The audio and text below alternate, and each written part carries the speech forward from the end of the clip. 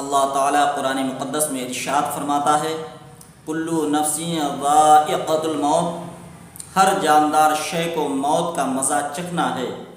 جو دنیا میں آیا ہے وہ دنیا سے ایک دن جائے گا، کوئی یہاں پر ہمیشہ کے لیے نہیں آیا۔ سب کو موت آنی ہے، سب کو دنیا سے چلے جانا ہے ایک دن۔ اور وہ ظالم بھی سن لیں جو لوگوں پر ظلم کرتے ہیں، یاد رکھیں اللہ کی پکڑ بڑی سخت ہے۔ اللہ ظالموں کو موت بری دیتا ہے۔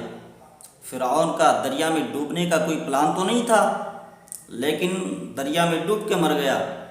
شداد کا یہ پلان تھا کہ میں اپنی جنت میں کئی سو سال تک عیاشیاں کروں گا، آرام سے اس میں مزے اٹھاؤں گا۔ اپنی جنت میں رہنے کے لیے جاتا ہے، جنت میں قدم تک نہیں رکھ پاتا، دروازے پہ جا کے مر جاتا ہے، دروازے پہ اس کا دم نکل جاتا ہے، دروازے پہ موت آ جاتی ہے۔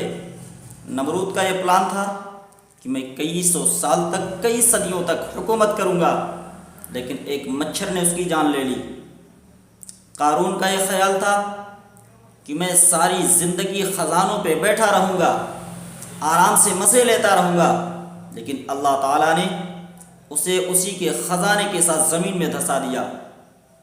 ہٹلر کے اس سے بھی بڑے ناپاک ارادے تھے، لیکن حالات ایسے بدلے کہ خودکشی کرنے پر مجبور ہو گیا۔ تو اللہ تعالیٰ ظالم کو، ہر ظلم کرنے والے کو ایک مدت تک ہی وقت ملتا ہے۔ اللہ کی جب پکڑ ہوتی ہے نا، تو دنیا کی نہ طاقت، نہ دولت، نہ دھن، نہ رسائل، نہ وسائل کچھ بھی کام نہیں آتا، بلکہ اللہ تعالیٰ ظلم کرنے والے کو بری موت دیتا ہے۔ ہر ظالم کو اللہ تعالیٰ ذلت کی موت دیتا ہے، کسی کو اچھی موت نہیں آتی۔ آج کوئی ستے کی کرسی پہ بیٹھ جائے، پاور مل جائے، کرسی مل جائے، کرسی پر بیٹھ جائے، تو کرسی پر بیٹھ کر وہ جس کرسی پر بیٹھ کر لوگوں کے ساتھ انصاف کرنا چاہیے، لوگوں کے ساتھ بھلائیاں کرنی چاہیے، لوگوں کے ساتھ اچھا سلوک و برتاؤ کرنا چاہیے، سب کو برابر دیکھنا چاہیے، لیکن جب کرسی مل گئی، پاور میں آ گیا، ستے میں آ گیا، تو اس کرسی کا وہ ناجائز فائدہ اٹھانے لگتا ہے۔ کرسی پہ بیٹھ جاتا ہے تو اسے غلط استعمال کرنے لگتا ہے۔ صرف ایک قوم کو ٹارگٹ کر لیا، کبھی مسجد پہ حملہ، کبھی مدرسوں کو ٹارگٹ، کبھی خانقاہوں کو ٹارگٹ، کبھی کسی کے مکان پہ بلڈوزر چلا دیا، کبھی کسی کو بے گھر کر دیا، گھر دینے کے بجائے بے گھر کر دیا جاتا ہے۔ سنو، ہر ظالم کا برا خاتمہ ہوتا ہے۔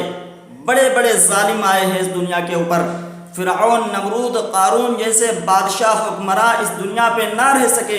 اللہ نے سب کو ایسی موت دی ہے کہ ان کا چورا تک باقی نہیں رہا۔ ایک دن تم بھی دنیا سے اسی طرح جاؤ گے، تمہارا چورا تک باقی نہ ہوگا، نہ تمہاری کرسی ہوگی، نہ ستا ہوگا، نہ حکومت ہوگی، کچھ بھی تمہارے پاس نہیں ہوگا۔ اس لیے کرسی کا غلط فائدہ مت اٹھاؤ۔ کرسی پر بیٹھے ہو تو انصاف کرو سب کے ساتھ، انصاف کرو، انصاف کرو سب کے ساتھ۔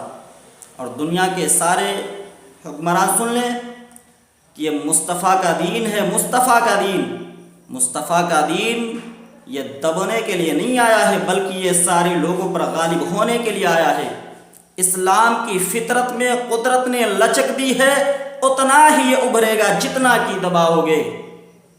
یہ اسرائیلی گنڈے کیا سمجھتے ہیں، کیا سمجھتے ہیں اپنے آپ کو کہ مسجد اقصی میں نماز نہیں پڑھنے دیں گے، انہیں تنگ کریں گے، پریشان کریں گے، وہ یہ کہیں گے کہ ہمارا چاہنے والا کوئی نہیں ہے، مددگار کوئی نہیں ہے۔ مصطفیٰ کی امت کو بانجھ نہ سمجھا جائے، مصطفیٰ کی امت کو کمزور نہ سمجھا جائے، بلکہ وہ بھی سنیں جو مسلمان حکمران ہیں، توجہ سے سنیں کہ مصطفیٰ کی امت کا کچھ تو خیال کرو۔ تم غیروں سے جب ہاتھ ملاتے ہو، یہودیوں سے ہاتھ ملاتے ہو، تو بھول جاتے ہو مصطفیٰ کی شریعت کو، بھول جاتے ہو۔ کاش تم دنیا جہاں پر دیکھتے ہو وہیں پر مال دیکھتے ہوئے، بچوں کو دیکھتے ہوئے، ملک کو دیکھتے ہوئے مصطفیٰ کا دین بھی دیکھو، مصطفیٰ کی شریعت کو دیکھو۔ یہ تمہاری ذمہ داری بنتی ہے، اللہ کے رسول صلی اللہ تعالی علیہ وسلم نے تمہاری ڈیوٹی لگائی ہے، اپنا کردار پیش کرو تو مصطفیٰ کی شریعت کے لیے پیش کرو، اپنا رویہ پیش کرو تو خدا کے دین کے لیے پیش کرو، اپنا نظریہ پیش کرو تو مصطفیٰ کے دین کے لیے پیش کرو۔ اور وہ ظالم جو سمجھتے ہیں کہ دین بڑی آسانی سے مٹ جائے گا، دین کو مٹانے والا نہ کبھی کوئی پیدا ہوا تھا، نہ ہوا ہے، نہ ہوگا صبح قیامت تک۔ دین کل بھی زندہ تھا، آج بھی زندہ ہے، صبح قیامت تک زندہ رہے گا۔ دین نہ کل مٹا تھا، نہ آج مٹا ہے، نہ صبح قیامت تک مٹے گا۔ کوئی دین کو نہیں مٹا سکتا، چاہے جتنی کوشش کر لے۔ اسلام کی فطرت میں قدرت نے لچک دی ہے، اتنا ہی یہ ابھرے گا جتنا کی دباؤ گے۔ اسلام اسے کوئی نہیں مٹا سکتا، مذہب اسلام کو کوئی کمزور نہیں کر سکتا۔